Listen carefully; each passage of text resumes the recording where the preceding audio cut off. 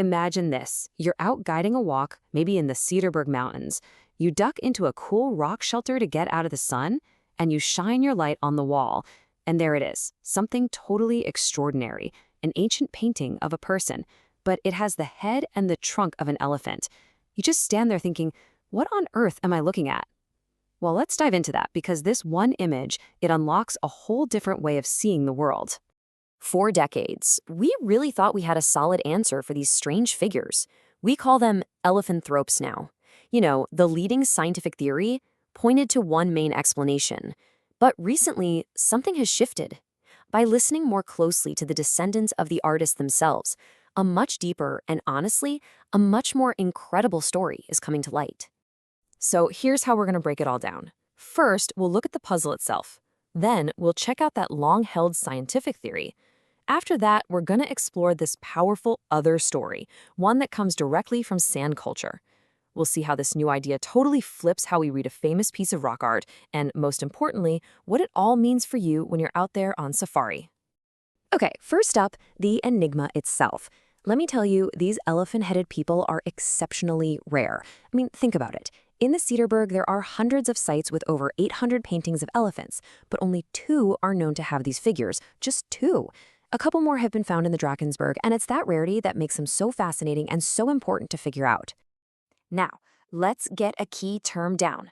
The general word for any part human, part animal being is a therianthrope. You've probably heard of the eland-headed therianthropes. They're more common. But to be really specific here, we're going to use the term elephanthrope for these amazing elephant-headed figures. It just helps us focus on their unique story. All right, let's get into the explanation that really dominated archaeology for a long, long time, the shamanistic theory. This was the first major scientific attempt to really get inside these images and figure out what they meant. So the shamanistic theory basically says that these paintings aren't showing us the real world. Nope. They're seen as a direct picture of a shaman's hallucination, something they saw while in a deep trance. In this view, those wavy lines you see around the figures, they're called entoptic forms, which is just a fancy way of saying they're the geometric patterns of light you might see behind your eyelids during an altered state. So the elephant here isn't a literal animal, but a symbol of huge spiritual power that the shaman is trying to connect with. But what if that's only half the story? What if by looking at it through a purely scientific lens, we've actually been missing a much richer story that comes straight from the sand worldview itself? It's time to explore a completely different way of looking at this. And this lays out the whole debate perfectly. On one side, you've got the shamanistic vision. It argues the image comes from inside a shaman's mind, and those wavy lines are just internal light patterns. But on the other side, you have the mythological ancestor theory. This one suggests the image comes from cultural stories, from myths, and that those lines represent something very, very real, the sound and the social energy of an elephant herd. Now, the absolute key to this second theory is a foundational belief in sand culture, the first creation. This was a mythical time, way back, when the lines between species just didn't exist.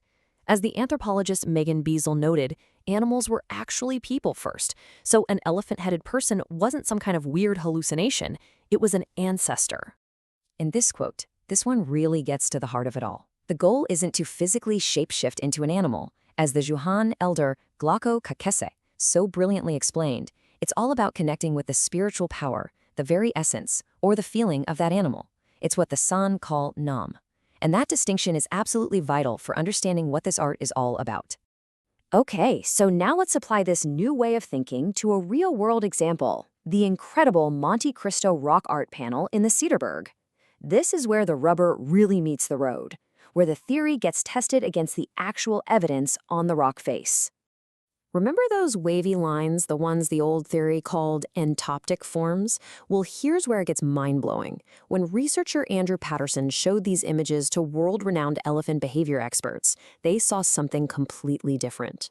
They immediately identified the lines as a stunningly accurate picture of an elephant herd's communication. The rumbles, the social energy, the bonds between them, its sound made visible on the rock. And believe it or not, it gets even more detailed. You can actually read the entire panel like a story, almost like a textbook on the rocks. It shows young bulls leaving the family herd, it shows a male and female in courtship, and it directly connects this whole elephant life cycle to the sand male initiation ceremony. This art isn't just a pretty picture. It's a guide for correct social behavior. It's a teaching tool for young men. So, what does this all mean for you when you're out there with your guests? How does this deep dive into art and archaeology actually change anything on a game drive? Here's the most important point. These paintings transform from being just mysterious images into a living library. They are a direct line connecting the elephants your guests are watching right now, today, to the sophisticated ancient knowledge of the people who shared this landscape for thousands of years. It connects myth, real animal behavior, and human wisdom all in one. So here are a couple of simple mythbusters you can use.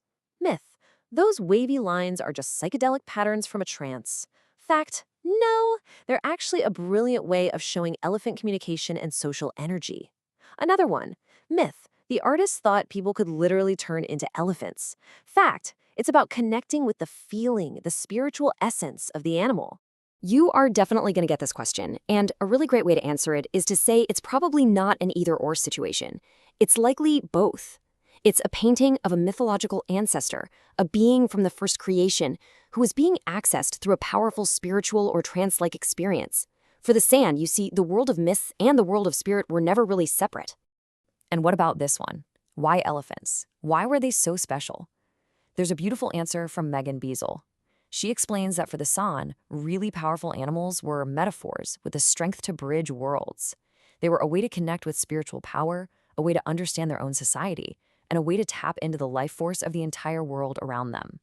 So, to bring it all home, that Elephanthrope isn't just some strange hybrid creature. It's a window. It's a window into an incredibly sophisticated worldview, one that beautifully blends deep mythology, sharp-eyed observation of the natural world, profound spiritual beliefs, and practical social teachings, all captured in a single powerful image. This new understanding of the Elephanthrope, it completely changes how we look at these ancient galleries. It just makes you wonder, if we were looking at this one thing in a way that missed so much of the story, what other secrets, what other amazing stories are just waiting for us out there on the rocks? If only we learn how to see them.